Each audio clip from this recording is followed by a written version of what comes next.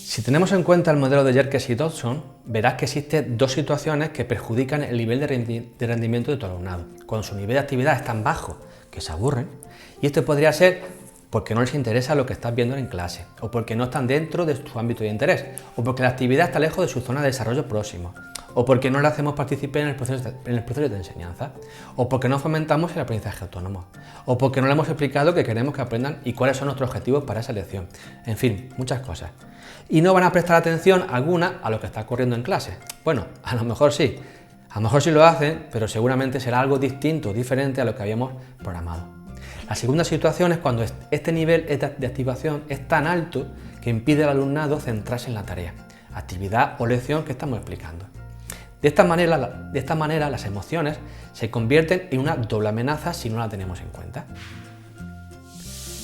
La segunda situación que acabamos de ver explicaría la paradoja de que aunque las emociones favorecen la memoria, es bastante probable que nuestro alumnado no aprenda más durante una tarea que le genera una gran emoción. Las emociones impactan en nuestra memoria episódica. Sí, has oído bien, tenemos diferentes tipos de memoria que funcionan de forma distinta con diferentes estrategias, etc. Pero que en este curso no podemos centrarnos. Espero que más adelante en otro curso pueda explicaros las diferentes memorias y cómo afectan a los procesos de aprendizaje e enseñanza. Pues bien, la memoria episódica es aquella donde se almacenan los recuerdos que hemos ido viendo a lo largo de nuestra vida. Mientras que en la escuela se fomenta lo que hemos llamado memoria semántica, aquella donde se guarda el conocimiento que tenemos sobre el mundo, los datos. En la memoria episódica, en la primera, además de guardar el evento que hemos vivido, por ejemplo, el primer cumpleaños de nuestro hijo o de nuestra hija, también se suele almacenar el contexto que rodeaba ese evento. Y con este contexto, también me quiero referir, o también nos referimos, que también se guardan las emociones que sentíamos justo en ese instante. De hecho, cada vez que rememoramos el evento, también afloran las emociones asociadas a él. Sin embargo, en la segunda, en la memoria semántica, rara vez almacenamos la emoción que sentíamos cuando aprendimos un dato.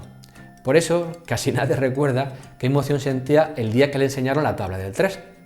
De hecho, la memoria semántica se forma por la progresiva vivencia de situaciones en las que se manifiesta ese conocimiento. Por ejemplo, las veces que tuviste que repetir la tabla del 3 para aprenderla, y por eso estarás libre de esas referencias afectivas.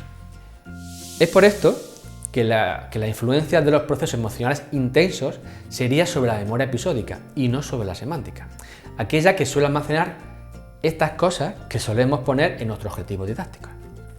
Esto explicaría, como hemos comentado anteriormente, que cuando nuestro alumnado hace alguna actividad emocionante en clase, la mayoría solo recuerda principalmente lo que sucedió durante la actividad, es decir, el hecho llamativo. Sin embargo, poco o casi nada queda de lo que tú pretendías enseñar. Por eso, cuando no sabemos gestionar las emociones en clase, especialmente si son muy intensas, suelen provocar una sobrecarga en el sistema cognitivo de nuestro alumnado. Eso a su vez generará una carga cognitiva ajena al objeto de aprendizaje, es decir, distracciones y dificultad para concentrarse. Por esta razón, aunque las emociones rara vez se almacenan en la memoria semántica, si el contexto en el que aprendiste la tabla del 3 era positivo, no sentirás angustia cada vez que te enfrentas a un problema matemático. Cosa que sí ocurrirá si cada vez que te equivocabas la respuesta de tu maestro o maestra era un castigo o una amenaza. Este ejemplo manifiesta los efectos que la ansiedad, como consecuencia de una alta y continuada actividad emocional negativa, puede tener sobre el proceso de aprendizaje e enseñanza. De hecho, incluso se ha acuñado el término ansiedad matemática al miedo, tensión o actividad intensa que interfiere con el rendimiento matemático.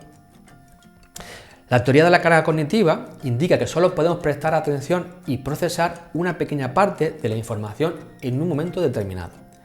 Por eso, cuanto más tiempo y atención dedique tu alumnado a preocuparse por las consecuencias negativas asociadas al aprendizaje, como el castigo por equivocarse, o un ambiente en clase hostil, o muy competitivo, o unas programaciones rígidas, o una tarea alejada de su zona de desarrollo próximo, etc., menos capacidad tendrá, por tanto, para utilizar sus capacidades cognitivas o sus herramientas cognitivas para aprender lo que queremos que aprenda. Aunque la ansiedad con la que un alumno o alumna puede vivir las situaciones que ocurren en el aula es algo muy subjetivo, en ciertos ambientes es bastante probable que ocurra esta situación. Estos ambientes suelen estar caracterizados por ruido, constantes interrupciones o conductas contrarias a la convivencia, alto grado de competitividad entre el alumnado, relaciones interpersonales negativas, metodologías didácticas poco flexibles, objetivos de aprendizaje no reconocibles por el alumnado, penalización continua del error, escaso proceso de creación de grupo, tareas demasiado complejas, poca autonomía para el aprendizaje, fomento de un aprendizaje pasivo, etcétera, etcétera. Como consecuencia de esta serie de elementos, la actividad de nuestro alumnado es bastante alta, incluso antes de empezar nuestra clase, por lo que la curva que establece el modelo de Jekyll and Johnson reduce su base, provocando que el margen en que el alumnado encuentra su nivel de rendimiento óptimo, el de fluir o el flow, se estrecha, es decir, que enseguida se activa en demasía, se cuela de frenada y la ansiedad provocada por este exceso de activación va a influir sobre sus recursos neurocognitivos y además va a impedir que se ponga en marcha su capacidad de aprender. Es decir, tendrás que estar atento a tantas cosas que se va a olvidar de aprender. Por este motivo, la creación de espacios de aprendizaje exigentes pero positivos son la mejor forma de fomentar la participación del alumnado en el proceso de aprendizaje-enseñanza. Y eso lo veremos en la siguiente lección.